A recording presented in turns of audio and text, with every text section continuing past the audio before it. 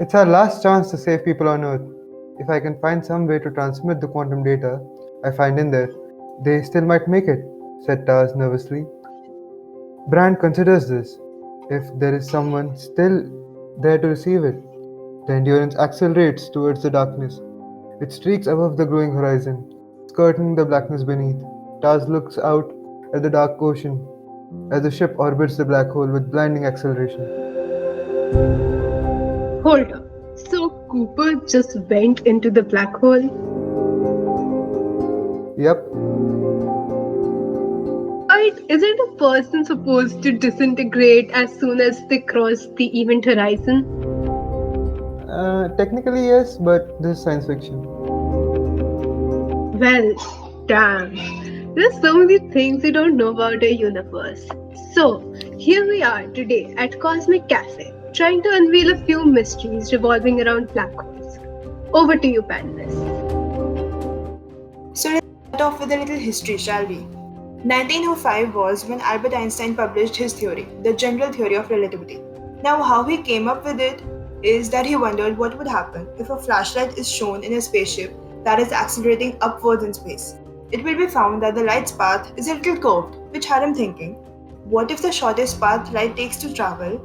What if it is indeed curved and not a straight line? Light must bend in the presence of gravitational field, is what he said. That's when he came up with how gravity emerges from the interaction of space and matter.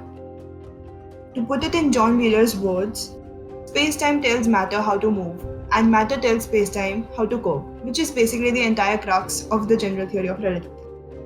Now, this curved space-time has also predicted phenomena like black holes, where the mass at the center is concentrated to a level it cannot be seen, but causes a curvature, and the closer the things get, the faster they begin to move, until they become one with the singularity, where all known theories cease to exist. Now, this general theory talks about the largest of the objects of the universe, while there also exists a theory, the quantum theory, which talks about the smallest of them. And to unify them all is what Hawking wished to do, to come up with a theory of everything. In 1974, Stephen Hawking came up with the theory of Hawking radiation. How it works is that in the universe, all things exist as a pair of particle and antiparticle. And at the event horizon of a black hole, if one falls in to the black hole, it ceases to exist and is counted as negative mass, which basically means that the black hole is losing mass and is essentially evaporating.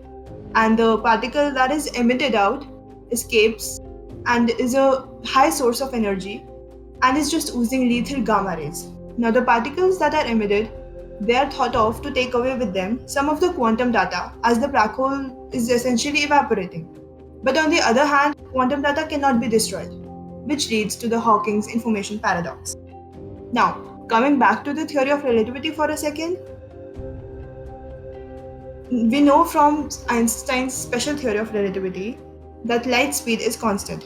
So if it's traveling a curved distance, for the speed to remain same, there will have to be some time distortions, which would also explain the slowing of time as we move near black holes or from one field to another. Well, damn, there are so many things we don't know about our universe. So here we are today at Cosmic Cafe trying to unveil a few mysteries revolving around black holes. Over to you, panelists. The concept of time dilation is very interesting because it challenges the concept of psychological time and solidifies the idea of time as a dimension itself. In science, this is why it is so important. The concept is very complicated if you look at it in a practical way. But let's take a simple analogy. Space-time is a blanket, and mass is resting on top of it. Entangled with each other, space-time tells matter how to behave, and matter teaches spacetime how to warp. This means that matter has the potential to warp time itself. This idea has been observed practically and not just in the realms of science fiction. Greater the gravitational potential, faster the time moves. In places with very high gravity, gravitational potential decreases and time goes slow. Confused? An easier, less complicated way to look at it is that when you go to places with high gravity, the mass there entangles the spacetime blanket. In essence, practically, This means the time and space dimensions are affected, which causes time to move slower. So essentially, if you take a clock, it shows different times in different places, apparent to the gravity of that place. Of course, for an observer in that location, time is moving normally, and this difference is only apparent when comparing it to another place with lower gravity. Which just begs the question, wouldn't Earth, which is a huge ball of mass, affect time as well? And of course it does. Essentially, we are aging slower than we would be without any gravity. This principle was also seen in the famous movie Interstellar.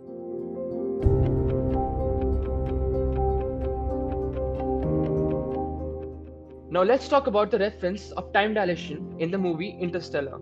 Time dilation factor on Miller's planet, a planet orbiting a supermassive black hole, Gargantua, in the movie Interstellar, is exactly 1 hour per 7 years.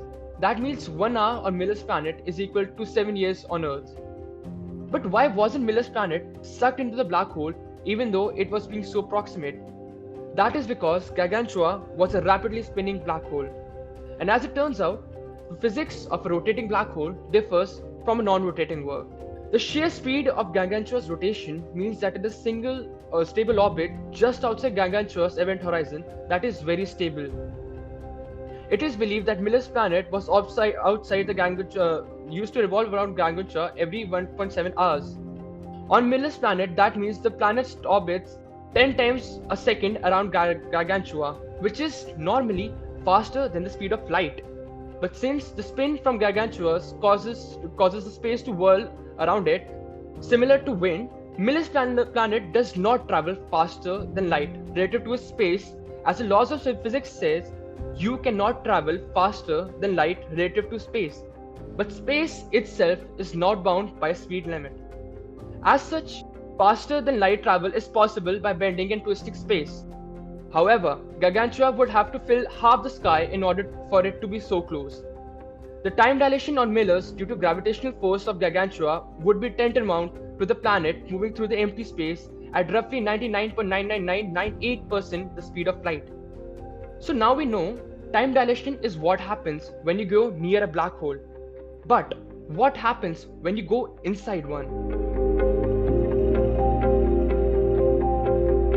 Going inside a black hole.